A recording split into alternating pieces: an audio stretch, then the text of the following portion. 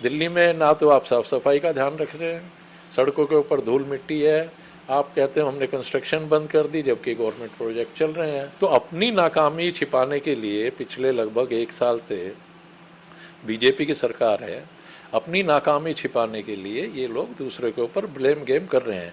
नमस्कार, मैं आरके जायसवाल और आप देख रहे हैं जनमत की पुकार। जिस तरीके से राजधानी दिल्ली में जहरीली हवा बना हुआ है, सांस लेना दूभर हो गया है और दिल्ली के कैबिनेट मंत्री मनजिंदर सिंह सिरसा जी का बयान आया है कि पिछले 27 सालों में बेड़ा गर्क हो गया है। पिछले 15 साल कांग्रेस की सरकार रही, 10 साल आम आदमी पार्टी का रहा, ये सब ने कुछ भी नहीं किया पर्यावरण के लिए। इसी को लेकर मैं बातचीत करने के लिए आया हूँ। यहाँ से कांग्रेस के पूर्व जिलाध्यक्ष हैं मनोज यादव जी।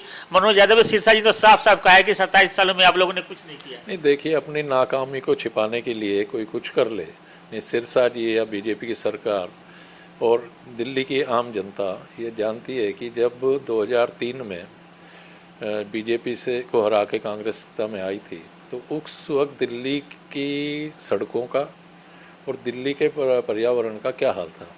जब लोग निकलते थे तो आंखों में जलन होती थी, हर जगह जाम का माहौल था। पोल्यूशन को कम करने के लिए शीला दीक्षित सरकार ने, कांग्रेस की सरकार ने नीति बनाई। दिल्ली में 300% ग्रीनरी को बढ़ावा दिया, जिसके उससे एक संस्था कोई विश्व की है, उसने अवार्ड भी दिया था दिल्ली सरकार को, शीला जी को। दूसरा, दिल्ली में जितना ट्रांसपोर्ट सिस्टम है, पब्लिक ट्रांसपोर्ट है, चाहे वो ऑटो रिक्शा हैं, टैक्सी हैं, बसेस हैं, उन सबको सीएनजी पे लेके आए। दिल्ली में सड़कों का जाल बिछाया गया, फ्लाईओवर बनाए गए, एलिवेटेड रोड बनाए गए, मेट्रो रेल का परिचालन पूरी दिल्ली में करा। और आपको याद होगा, ये सब होने के बाद दिल्ली का ट्रैफिक स्मूथ हुआ, दिल्ली में पोल्यूशन कम हुआ।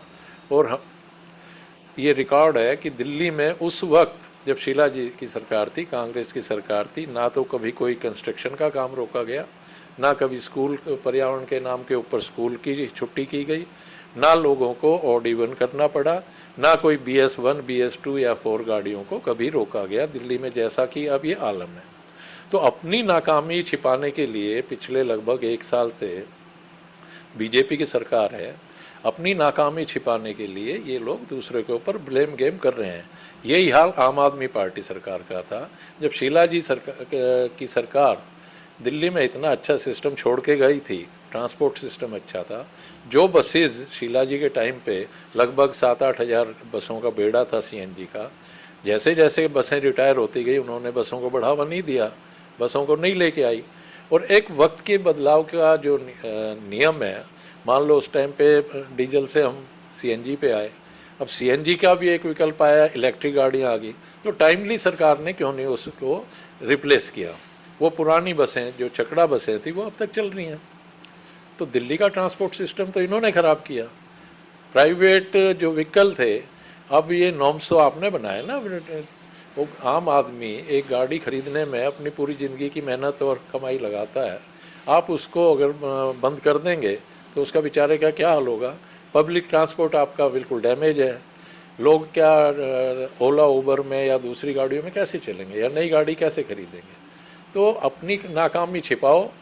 दिल्ली में ना तो आप साफ़ सफाई का ध्यान रख रहे हैं, सड़कों के ऊपर धूल मिट्टी है, आप कहते हैं हमने कंस्ट्रक्शन बंद कर दी जबकि गवर्नमेंट प्रोजेक्ट चल रहे हैं। इसका ताज़ा उदाहरण मैं सामने देता हूँ। एक सड़क खुद ही पड़ी है 10 दिन से, ना तो उसका मलबा उठाना, उसको बनाया गया। क्या मलबे में से लोगों का मलबा पड़ा, आप उसका चालान कर दोगे। और जो सरकार ने खोद के सड़क डाली हुई है जिससे लोगों को परेशानी भी हो रही है, उसका मलबा नहीं उठाओगे आप। तो ये जो अपनी कमी है उसको सरकार नहीं बता रही है, दूसरों के ऊपर अपनी नाकामी को छिपाने की कोशिश कर रही है। जिस तरीके से मंत्री जी कह रहे हैं कि कार पुलिंग किया जाए, कार पुलिंग करेंगे तो कब होगी? नहीं, देखिए, कार पुलिंग का एक सिस्टम तो अच्छा है, लेकिन क्या हमारे यहाँ पॉसिबल है?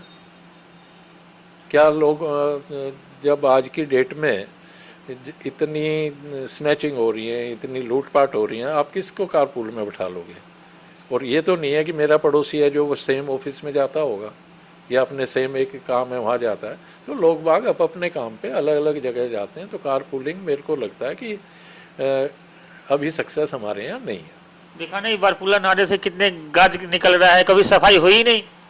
देखिए, बारापुला नाला जब शीला जी की सरकार थी तो उस वक्त बारापुला एलिवेटेड रोड बनाया गया था, लगभग मेरे को लगता है कि 18 किलोमीटर लंबा था।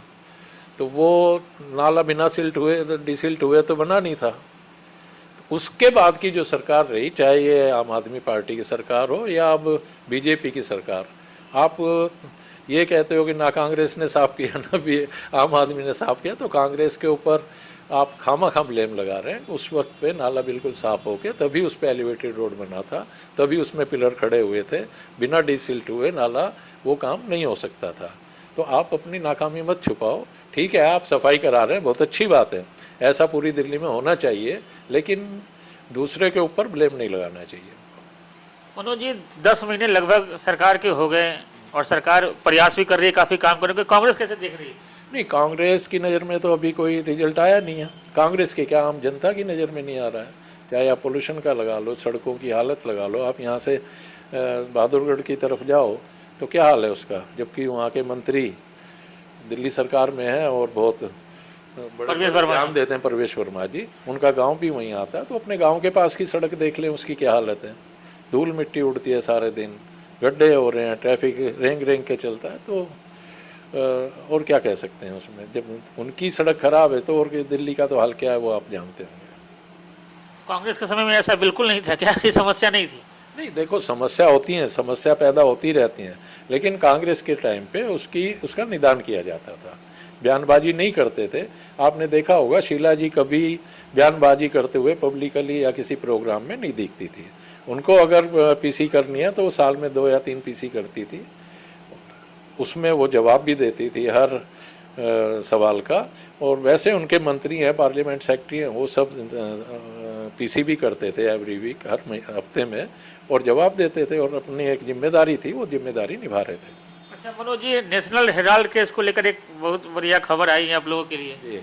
देखिए, वो कुछ कोर्ट ने भी मान लिया, वो कोई आरोप जो ईडी के थे या भारत सरकार की तरफ से जो लगे गलत नियत से, वो थे ही नहीं कुछ, उसमें कोई सीरियसनेस नहीं थी, ना कोई चीज़ बिकी है, ना किसी के नाम हुई है, जो चीज़ थी वो है वहीं है, ना उसका कोई मिसयूज़ हुआ, तो फिर क्या उसमें भ्रष्टाचार कहाँ से आ गया।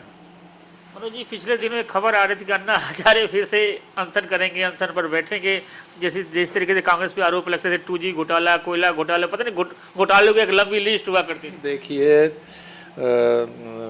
जिनकी आप बात कर रहे हैं वो पहले एक्टिव हुए, लेकिन अब उनकी हवा निकल चुकी है, वो झूठे साबित हुए हैं। उन्होंने जो मुद्दे उठाए वो मुद्दे बिल्कुल किसी काम के नहीं रहे, और उस पर ना उनके केजरीवाल उन्हीं की देन थी। केजरीवाल को अन्ना हजारे जी ने सपोर्ट किया, तो उसका रिजल्ट क्या है, दिल्ली का बेड़ा गर्क हुआ।